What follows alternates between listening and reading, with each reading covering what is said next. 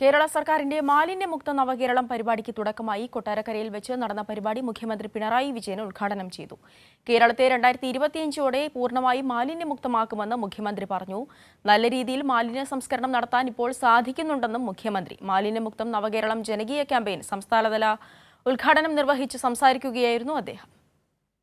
അടുത്ത മാർച്ചോടുകൂടി, അതായത് 2025 മാർച്ചോടുകൂടി കേരളത്തെ സമ്പൂർണ്ണ വലിച്ചെറിയൽ മുക്ത സംസ്ഥാനമാക്കി മാറ്റുക.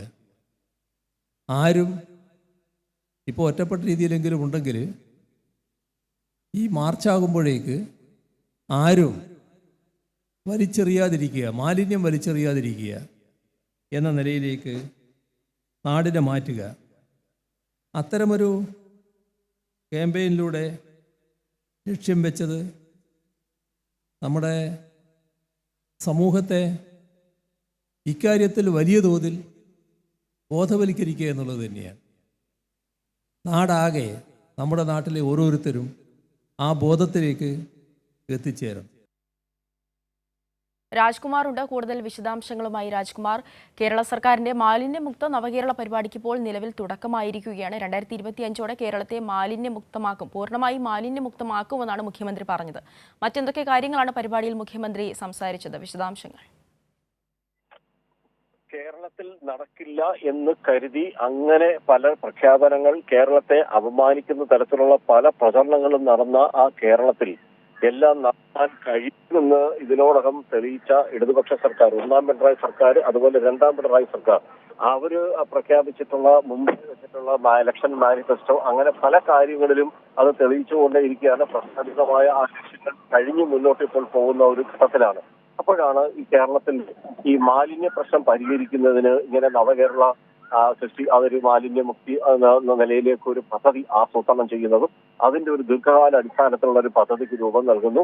അതിന് നിരവധി ഏജൻസികൾ, അതുപോലെ സർക്കാർ വകുപ്പുകൾ എല്ലാവരെയും കോർത്തിറക്കിക്കൊണ്ടുള്ള ഒരു ബൃഹത് പദ്ധതിക്കാണ് ഇന്ന് കൊട്ടാരക്കരയിൽ സംസ്ഥാന തലത്തിൽ തുടക്കമായത്. അതിപ്പോൾ സൂചിപ്പിച്ചതുപോലെ അടുത്ത 2025 മാർച്ച് 30 മുമ്പ് തന്നെ കേരളത്തെ മുഴുവനും മാലിന്യമുക്ത സംസ്ഥാനമാക്കി മാറ്റുക എന്ന് പറയുന്ന ഒരു ലക്ഷ്യം, ആ ലക്ഷ്യത്തിലേക്ക് പോകാനുള്ള ഒരു ശ്രമമാണ് ഇപ്പോൾ ആരംഭിക്കുന്നതും.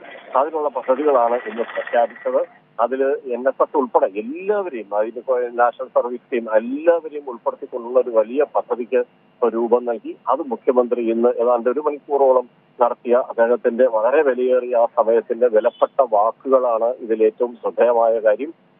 നിലവിൽ ഇപ്പോൾ ഇതിന് ബ്രഹ്മപുരം പ്ലാന്റുമായി ബന്ധപ്പെട്ട പ്രശ്നങ്ങൾ, അതിൽ സർക്കാരിനെതിരെ ഉയർത്തിയ, പ്രതിപക്ഷം ഉൾപ്പെടെ ഉയർത്തിയ വിവാദങ്ങൾ, ഇതിൽ പോലും വിവാദങ്ങൾ കാണുന്ന ഈ ഒരു കാലഘട്ടത്തിലാണ് നമ്മൾ ജീവിക്കുന്നത്. അതുകൊണ്ട് തന്നെ ഈ പദ്ധതി എന്ന് പറയുന്നത് ഒരു നിസ്സാരമല്ല. ഇത് ഓരോ വ്യക്തിയും അവരുടെ ജീവിതത്തിൽ നടപ്പിലാക്കിയാൽ തന്നെ കേരളത്തിൽ വലിയ മാറ്റം ഇനി ഇത് വഴിയൊരുത്തും. അതുവഴി നമ്മുടെ കേരളത്തിന്റെ ഒരു അന്താരാഷ്ട്ര നിലവാരത്തിലേക്ക്, ഒരു പുതിയ നല്ലൊരു സംസ്കാരത്തിലേക്ക് എത്തിക്കാൻ കഴിയുമെന്നാണ് അദ്ദേഹത്തിന്റെ പ്രസംഗത്തിലുടനീളം പറഞ്ഞത്.